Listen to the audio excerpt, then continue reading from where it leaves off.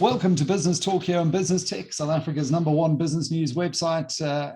We've really had a lot of fun during this series chatting to South Africa's business leaders and experts about the latest trends in not only business, but also in technology. And the one thing that we've all realized is that we're using technology a lot more. And during lockdown, I just purchased a new laptop, and lo and behold, my 7-year-old cracked the screen. And I must say, I really was quite disappointed with my warranty service during the whole process. And no names, no pactoral. But as we work from home or hybrid now, depending on what you're doing, I think the fact is that we are more than ever reliant on our devices. And how we ensure that we're well serviced, I think, is of paramount importance because you want to be always on. Now, Chris Buchanan is Client Solutions Director at Dell Technologies South Africa. Dell Technologies, there's been a bit of a name change there. So, Chris, great to have you on the show and really to talk about this issue of being connected and how important our devices are. If you set the scene, I think there are two trends that we can count on in this VUCA kind of uncertain world, and that's complexity and capabilities of technology. And that's going to continue to increase as we see year in, year out. And the number of devices that we're using as individuals is multiplying. Gone are the days of just using one machine to interact with the world. Today, it's far more like that we use tablets and we use our smartphones and our laptops and even a desktop, maybe if you've got a home office. Now, not only are we using more devices, but we actually far more reliant on them. And while, the standards of manufacture and reliability are high, most of our devices are mobile, and inevitably repairs become necessary. Now, in my situation, I didn't expect the repairs to be as necessary as they would be just a month into buying this new device. But there's obviously a real focus here on the kind of after-sale service that we get. Can you just elaborate on that?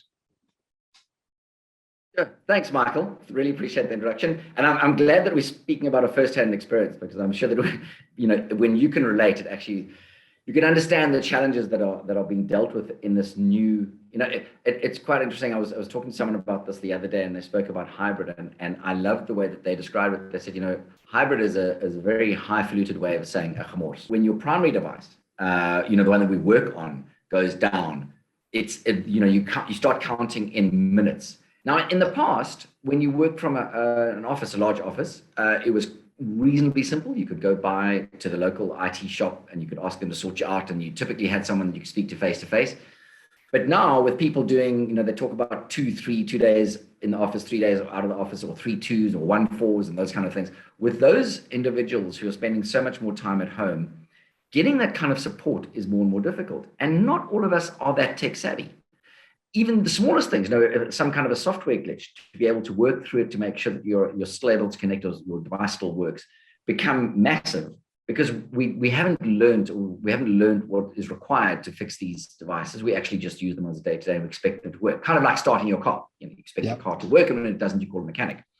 And as it's probably a good analogy that we're using there, because if you talk about calling a mechanic, often not that easy to get a mechanic to come to your house. It's a lot easier to take your vehicle to a garage where they'll actually repair it. That is where we believe we're differentiating ourselves these days in the industry. Is we will repair your device where you are, internationally as well, which is a great thing. So your warranty follows your product. That is incredible, because my experience was, firstly I had to take it in, and the entire time from taking it in to actually getting a fixed and replaced screen was something like 2.5 months. Now, I understand, I think, my experience was in the teeth of lockdown. There were supply chain constraints. They couldn't get a replacement screen from the East and all of that. But I couldn't be without a machine for 2.5 months. I had to go and fork out from my back pocket for a new machine, and it just left a sour taste in the mouth. Am I correct in saying that most standard support contracts don't cater for this whole work from home trend that you just described, and that they tend to be limited to, if you work in an organization in the head office, and exclude that kind of support for employees from home? I mean, that seems to be a big differentiator. Massive. And we've always had it, but it's never really been that relevant. It's when very few people would work from home. So now that so many more people are working from home, it's become a huge differentiator for us. Just talking about your experience and just elaborating a little bit. So we've got a few warranties, and they're at different levels and we can talk about that a little later, I think, when we start unpacking what a ProSupport and ProSupport Plus would be. But we have and I'm assuming that it wasn't a Dell that went down, because we said no names, no pactoral, but let's just say that it was a competitive product. With Dell, you have a warranty.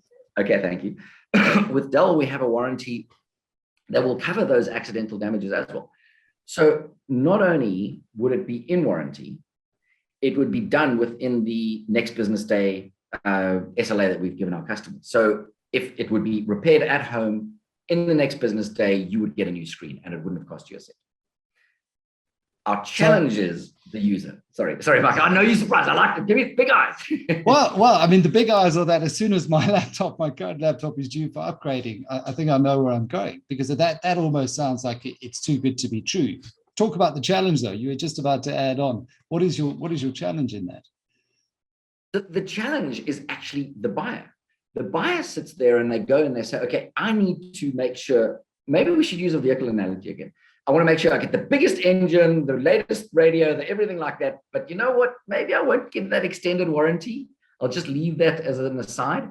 And then when they start comparing, they say, okay, well, wait a second. Now I've got all of those beautiful, V6, whatever. Let's go back to PCs, because I mean, this is a tech show, right? But, I've got the latest i9 processor. I've got 32 gigs of RAM. I've got an SSD, a 1 terabyte SSD. This machine is screaming. And then someone says, okay, but I'm going to put a warranty on. And as a percentage of the cost, the warranty, typically what we're seeing is it's like less than 5% additional cost.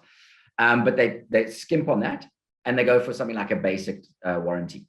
And the interesting thing is that the industry, there's become a lot of people use the word on-site.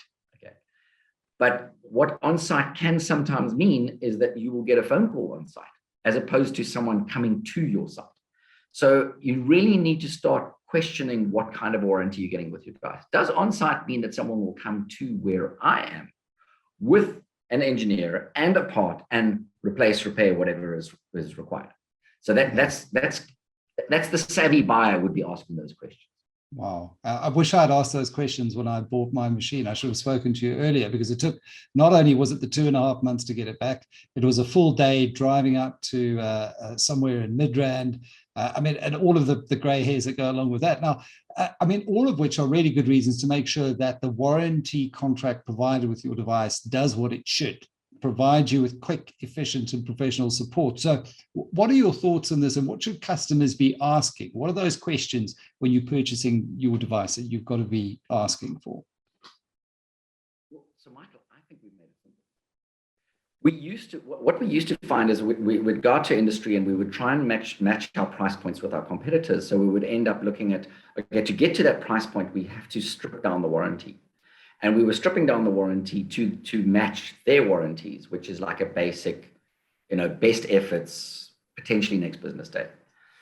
And so we had a set of customers that were, and honestly, this is what we find is most people, the second PC purchase that they make is a Dell. They'll probably buy a competitor's one up front. They'll go through a bad experience and then they'll say, well, hold a second, everyone tell them about the great experience with Dell, go out and buy a Dell.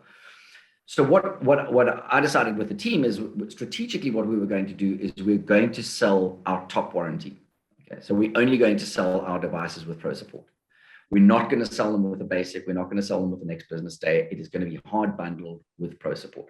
So our commercial devices currently available in the South African market are sold with ProSupport hard bundle, which is the on-site next business day engineer and parts, local call center, open 24 hours, 24/7. You can log it online. You can dial someone that can walk you through the issues. So all of those great services that are now what it's left us with is we are a slight premium now to our competitors. Oh. And the reason why I want to have this conversation with you is like, there's a reason, right? It's not because we're trying to make money. It's because we know now that you are a lot more mobile. And I'll throw out some stats there, but you're 12 times more likely to require an after-sales service call on a laptop than you are on a desktop, just because you're moving, right? The very thing, you're moving them around.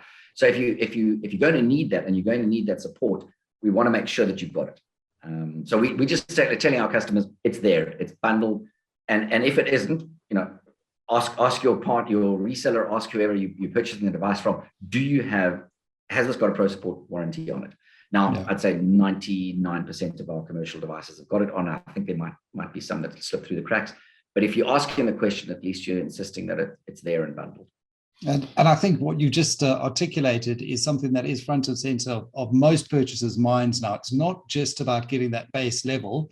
You understand that because you're mobile, you almost need an IT repair service in a box because you're going to need it at some stage. And so you want to get the best. And from what I understand, this ProSupport is the best. So what are some of the key differentiators of having ProSupport bundled on your device versus some of the other kind of base level warranty services out there? First thing is you have access to a call center 24/7. The call center is manned locally, so you're dealing with people. You're not going into a foreign country where you're dealing with time zones and potentially accents and challenges in terms of communicating with the individuals that will be doing the diagnostics for you. They're really highly trained engineers. These are like level 2, level 3 engineers, and so they. The interesting thing that we found is that probably 70% of the time that we get calls, it's actually a software issue and we don't need to dispatch an engineer. But people struggle to work through those first few steps as to what they need to do, and they can walk you through that over the phone. Or we can, potentially share your machine with you and, do some team sessions and actually help you work through those initial issues. The most important thing for us to do is get you up and running as quickly as possible. So once we've determined that actually it may not be a software issue, it may be a hardware issue, then what we do is we will order a part, and we have these local stocking areas, and they're all within 50 kilometers of the major urban areas. And a part is drawn from there. We assign an engineer. Those two meet together at the engineer picks up the part and comes to your premises and does the repair for you. It's all done. They'll take away the part. The machine is worked on in front of you. So it's not like taken away. You don't get the feeling that maybe they would be, they could be getting sensitive data. That's also another issue, obviously, that's not considered in these environments. I don't know how long your machine was taken away from you and what was on the hard drive that potentially could have been. Well, it was 2.5 months, Chris. I can't tell you. I mean, if I hadn't, and I wasn't aware it was going to be so long. Initially, they said it was going to be a week. I can't be without my laptop for a day. I'm a journalist, multiple platforms and multiple deadlines. There's just no way I can be without it for half a day, let alone a day, let alone 2 months. So that's why I said, my experience, I think it was also because we're in the teeth of lockdown, right? And supply chain issues and couldn't get the parts. So that's why I hear it's, you say that you've got those parts within 50 Ks of most urban centers. How are you kind of guaranteeing that with all of the supply chain issues that we experienced through COVID? I'm glad you asked that, because I have to say there have been times that we've been struggling to get parts in as well. So our current SLA is over 98.3%. Our next business day repair. There are those that slip through the cracks, and some of them are customer range date. So the customer will say, "Look, I don't want it within 24 hours," and that slips out of the window as well. I can't be there, or I can't, you can't come and address. I'm on holiday. But then there are the times that we actually don't have the part, and then it's part not available, and we need to order it in, and that typically would result in a delay of maybe another 24 hours. But we keep in communication with the customer the whole time. Our parts holding is based on our sales. So we look and we forecast how many of a specific unit we would sell. We look at the type of things that would fail. And I mean, it's not rocket science, that's right. We've got analysis. We sell 1 million devices a week. Okay. So 1 million devices a week we're putting into the market. We know what's going to fail. And I can tell you off the top of your head, it's going to be the hard drive, first of all. And actually, one of the reasons why Dell has recently decided that we are going to ship all of our devices now with SSDs rather than SCSI is because you don't want those moving parts on a mobile device. And that has increased the reliability. So all of a sudden, you're not getting that many calls. But, it's going to be a hard drive. It would be the first thing that go. And then typically it would be some kind of port, because the plug in, plug out type of thing, potentially a power or a cable. And then you get those other things that extend in terms of warranty. One of the things that our customers, when you start getting towards the end of your lifespan of your device, you start getting less charge on your battery. That customers start getting frustrated about that. And then we've got a thing called ProSupport Plus, and our ProSupport Plus includes the battery warranty. So if your battery is not performing to spec, we will actually replace it for you free of charge. Wow. Any other additional benefits from ProSupport Plus? So ProSupport Plus would be keep your hard drive. If your hard drive fails, like just your hard drive, and we replace it for you. Typically, what we would do is we would take that hard drive away, right? If you have the keep your hard drive option on your ProSupport Plus, you can keep it and you can go and do a data recovery on it, because a lot of people actually have incredibly sensitive information and they want to get it back. But our standard warranty is we will do a 1-for-1 swap, because we actually take that back to the manufacturer and get it repaired. But in the case, if you've got a ProSupport Plus, you can actually keep your hard drive and go and do data recovery on it. So that's the one thing. Then you've got the battery warranty, and then the one we mentioned where your son happened to crack your screen. So that's the drops, falls, spills type of thing. Yeah. I think I've got a better story than yours, though. I had a son when he was at school and they had to have a laptop, and he decided he wanted to listen to his music in the bath, and the whole device ended up in the bath. But fortunately, he had that warranty. I knew about it, and Dell replaced it. So. Wow. I mean, that just when I juxtapose that against what I thought was kind of the industry standard, but it's amazing how often consumers, I think if you're not familiar with this kind of thing, you kind of you shrug your shoulders and say, well, that is the industry standard. And to go back to your motor mechanic analogy, if you have one or two bad experiences, then you just you tend to generalize across the board, but you shouldn't, because businesses do differentiate on this. And I think differentiating on such a key service is absolutely critical. You mentioned security, and I think it's on top of everyone's minds at the moment. And I think one of the major factors when you go out and you purchase a new device is security. So what advice or tips can you provide organizations and individuals with when considering security in the purchasing process? They're quite a lot. And, one of the things that is not thought through very often is the actual, particularly when it comes to corporates and they're buying devices, often a device will be provisioned at another site, so that it will arrive beautifully sealed, tape and whatever it might be in its cardboard box, and it will be taken to a third party to provision it, who would load software, potentially make sure that it was ready for use. Often it's within the organization. Sometimes it's third parties that do it. Yeah. The challenge in that whole supply chain is that a lot of malware can be injected at that point. So, I mean, the reason I'm speaking to you about this, or mentioning this, Michael, is because it's not just one specific thing. It's not like sitting down at my desk and making sure I've got the latest antivirus and I've got all those things that are potentially going to protect me from phishing, whatever it might be. You need to look at the whole life cycle of the device. And then when I spoke to you about, on the tail end, when you do an asset recovery service, making sure that whatever is taken away doesn't contain anything that would make you fall foul of POPI Act. There are those general considerations. I think there's a heck of a lot of documentation around how to make sure that you're more secure. I feel that a lot of us have got the tools, but I sometimes don't have the intellect, and I don't mean they're stupid, but I just think that there are very smart people out there that are doing social engineering around security these days that you can't use a tool to address. You just need to be aware and very protective, I think. Yeah, absolutely. Social engineering is what certainly led to some of the big hacks that we saw at the credit bureaus recently. So you can have the most sophisticated organizations, and I'm sure if anyone's up to speed on POPI and all of those things, it's one of the credit bureaus, and even they fell prey to it. Now, speaking of retiring your IT equipment and coming to the end of life, there was a recent announcement that Dell Technologies has made about helping businesses securely and sustainably retire their IT equipment. And I think it's such an important point when you think about privacy and data breaches, that you don't just toss it into a bin somewhere at your local Woolies perhaps, or even worse, just in your local black bin outside. Can you tell us more about how you're helping us retire our IT equipment?